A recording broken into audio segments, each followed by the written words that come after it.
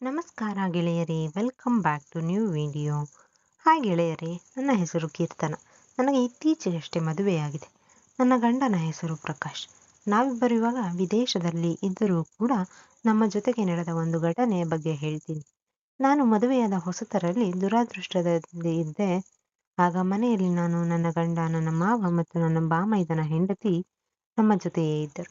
ನಮ್ಮ ಬಾಮೈದನ ಅತ್ತೆ ಒಂದು ಆಘಾತದಲ್ಲಿ ತೀರಿ ಹೋಗಿದ್ದರು. ಆವಾಗ ನೇರವಾಗಿ ಕತೆಗೆ ಹೋಗೋಣ. ನನ್ನ ಮೈದನ ಹೆಂಡತಿಯ ಹೆಸರು ತಾರಾ. ಅವಳು ನೋಡೋಕೆ ನನಗಿಂತ ಸುಂದರವಾಗಿದ್ದಳು. ಯಾರಾದರೂ ಕೂಡ ಆಕೆಯನ್ನು ನೋಡಿದರೆ ಆಕೆಯನ್ನು ನೋಡುತ್ತಲೇ ಇರುತ್ತಿದ್ದರು, ಅಷ್ಟು ಸುಂದರವಾಗಿದ್ದಳು. ಆದರೆ ಆಕೆಯ ಮುಖದಲ್ಲಿ ಹಾಗೂ ನಡವಳಿಕೆಯಲ್ಲಿ ಗಂಡ ಸತ್ತು ಹೋಗಿರುವ ಯಾವ ಮುಖ ಲಕ್ಷಣಗಳೂ ಇರಲಿಲ್ಲ. ಅವಳು ತನ್ನ ರೂಮಿಗೆ ಯಾರನ್ನೂ ಸಹ ಬಿಟ್ಟುಕೊಳ್ಳುತ್ತಿರಲಿಲ್ಲ. ಹೀಗೆ ಸುಮಾರು 2 ವರ್ಷ ಕಳೆದ ಮೇಲೆ ನಾನು ನನ್ನ ಗಂಡನಿಗೆ ಅವಳನ್ನು ಬೇರೆಯವರಿಗೆ ಮಾಡಿಬಿಡೋಣ ಎಂದು ಹೇಳಿದೆ.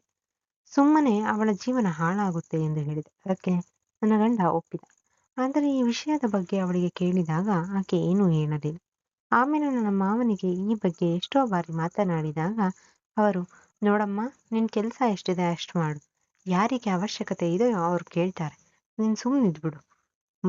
ಮೊದಲು ನೀವೊಂದು ಶುಭ ಸುದ್ದಿ ಕೊಡಿ ಎಂದು ಸಿಟ್ಟಿನಿಂದ ಹೇಳುತ್ತಿದ್ದರು.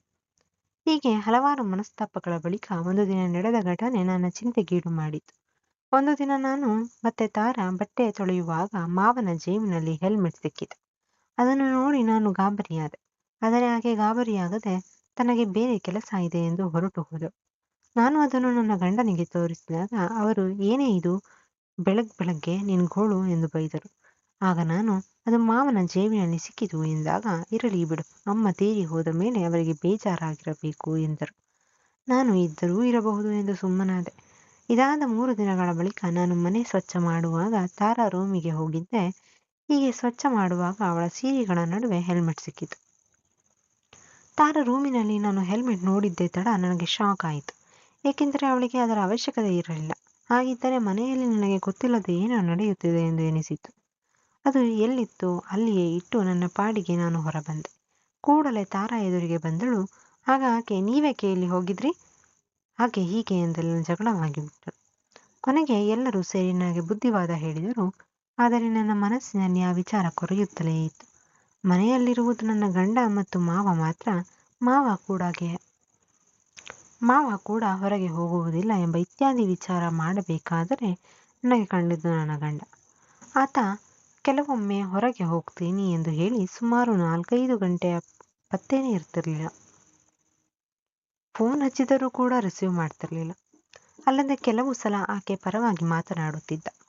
ಹಾಗಾಗಿ ನನ್ನ ಅನುಮಾನ ಬಲವಾಗತೊಡಗಿತ್ತು. ಅಲ್ಲದೆ ಇನ್ನೊಂದೆಡೆ ನನ್ನ ಜೀವನ ಹಾಳಾಗತೊಡಗಿತ್ತು. ಮನಸ್ಸಿಗೆ ನೆಮ್ಮದಿಯೇ ಇರಲಿಲ್ಲ. ನನಗೆ ಆ ಕಳ್ಳ ಯಾರು ಎಂದು ಗೊತ್ತಾಗಬೇಕಿತ್ತು. ಕೊನೆಗೆ ಏನು ಮಾಡುವುದು, ಏನು ದಿಕ್ಕು ತೋಚದೆ ಉತ್ತಮ ಬಾಳಿಕೆ ಬರುವ ಚಿಕ್ಕ CCTVಯಲ್ಲಿ ಖರೀದಿ ಮಾಡಿದೆ. ಅದನ್ನು ಪುಸ್ತಕಗಳ ಮಧ್ಯೆ ಯಾರಿಗೂ ಗೊತ್ತಾಗದಂತೆ ಇಟ್ಟೆ. ಅಲ್ಲಿಗೆ ನನ್ನ ಅರ್ಧ ಕೆಲಸ ಮುಗಿದಿತ್ತು. ಆಮೇಲೆ ನಾನು ಪ್ರತಿದಿನ ಅಲ್ಲಿ ಏನು ನಡೆಯುತ್ತದೆ ಎಂದು ಮೊಬೈಲ್ನನ್ನೇ ನೋಡುತ್ತಿದ್ದೆ. ಹೀಗೆ ನಾನು 2 ದಿನ ಮಟ್ಟಿಗೆ ಊರಿಗೆ ಹೋಗಿದ್ದೆ. ಮರುದಿನ ಬಂದು ಮಧ್ಯಾಹ್ನ ಹಾಗೆ ಕೂತಿದ್ದಾಗ ಹಿಂದಿನ ದಿನದ ದೃಶ್ಯವನ್ನು ನೋಡುತ್ತಿದ್ದೆ. ಅಲ್ಲಿ ನಡೆದದ್ದು ನೋಡಿ ನನಗೆ ಎದೆ ಜಲ್ಲೆಂದಿತು. ಏಕೆಂದರೆ ಮನೆಯಲ್ಲಿ ಯಾರಿಲ್ಲದ ಹೊತ್ತಿನಲ್ಲಿ ಮಾವನ ಸದ್ದಿಲ್ಲದೆ ಹೋಗಿ ಯಾರಿಗೂ ಗೊತ್ತಾಗದಂತೆ ಆ ಕೆಲಸ ಮಾಡಿಬಿಟ್ಟಿದ್ದ. ಅದಕ್ಕೆ ಯಾವ ವಿರೋಧವೂ ವ್ಯಕ್ತಪಡಿಸಿರಲಿಲ್ಲ. ಆ ಕೆಲಸಕ್ಕೆ ತಾರಾ ಕೂಡ ಸಾಥು ನೀಡುತ್ತಿದ್ದಳು. ಇದನ್ನು ನೋಡಿ ನಾನು ಬೆಚ್ಚಿ ಬಿದ್ದಿದ್ದೆ. ನನ್ನ ಕಣ್ಣು ಇದನ್ನು ನಂಬಲಾಗದಾಗಿದ್ದವು. ಕೊನೆಗೆ ಅವತ್ತು ಸಾಯಂಕಾಲ ನನ್ನ ಗಂಡ ಬಂದ. ಅದರ ಬೆಳಗ್ಗೆ ಹೇಳಿದೆ, ಅವರು ನಂಬಲಿಲ್ಲ. ಆಮೇಲೆ ನಾನು ಸಾಕ್ಷಿ ತೋರಿಸಿದೆ. ಮನೆಯಲ್ಲಿ ರಂಪಾಟ ಶುರು ಮಾಡಿದೆ. ಮೊದಲಿಗೆ ಇಲ್ಲ ಎಂದು ವಾದಿಸಿದರೂ ಕೊನೆಗೆ ಅವರು ಒಪ್ಪಿಕೊಂಡರು. ಅದಕ್ಕೆ ಮಾವನೇ ಕಾರಣವಾಗಿದ್ದ. ಮೊದಲಿಗೆ ಆಕೆ ಬೇಡವೆಂದರೂ ಕಾಲಾನಂತರದಲ್ಲಿ ಸುಮ್ಮನಾಗಿದ್ದಳು. ಇದಾದ ಬಳಿಕ ಮಾವನವರು ಕೆಲವು ದಿನಗಳ ನಂತರ ತೀರಿ ಹೋದರು. ಆಮೇಲೆ ನಾನು, ನನ್ನ ಗಂಡ ವಿದೇಶಕ್ಕೆ ಬಂದು ಬಿಟ್ಟೆವು. ಆದರೆ ಗೆಳೆಯರೇ, ಯಾರೂ ಕೂಡ ಈ ರೀತಿ ತಪ್ಪು ದಾರಿಯಲ್ಲಿ ನಡೆಯಬಾರದು. ಅಲ್ಲದೆ ಯಾವ ತಪ್ಪುಗಳನ್ನು ಮಾಡದಂತೆ, ತಪ್ಪುಗಳು ನಡೆಯದಂತೆ ಎಚ್ಚರಿಕೆಯಿಂದ ಇರಬೇಕು. ಯಾರೂ ಕೂಡ ಈ ಮೇಲಿನ ಕಥೆಯಂತೆ ಮಾಡಬಾರದು. ಎಲ್ಲರೂ ಅಷ್ಟೇ, ಯಾವತ್ತೂ ಯಾವುದೇ ತಪ್ಪುಗಳು ನಡೆಯದಂತೆ ಎಚ್ಚರಿಕೆಯಿಂದ ವಹಿಸಬೇಕು. ನಿಜ ಜೀವನದಲ್ಲಿ ನಡೆಯದಂತಹ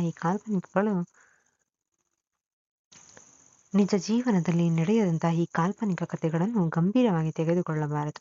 ಇಲ್ಲಿಗೆ ಈ ಕಥೆ ಮುಗಿಯುತ್ತದೆ. ಸ್ನೇಹಿತರೆ, ನಿಮಗೆ ಈ ಕತೆ ಇಷ್ಟವಾಗಿದ್ದರೆ ಲೈಕ್ ಮಾಡುವುದನ್ನು ದಯವಿಟ್ಟು ಮರೆಯಬೇಡಿ. ಮತ್ತೆ ಇಂತಹ ಇನ್ನಷ್ಟು ಕತೆಗಳಿಗಾಗಿ ನಮ್ಮ ಚಾನಲನ್ನು ಸಬ್ಸ್ಕ್ರೈಬ್ ಮಾಡಿಕೊಳ್ಳಿ. ಮತ್ತೆ ಸಿಗೋಣ. ಧನ್ಯವಾದಗಳು.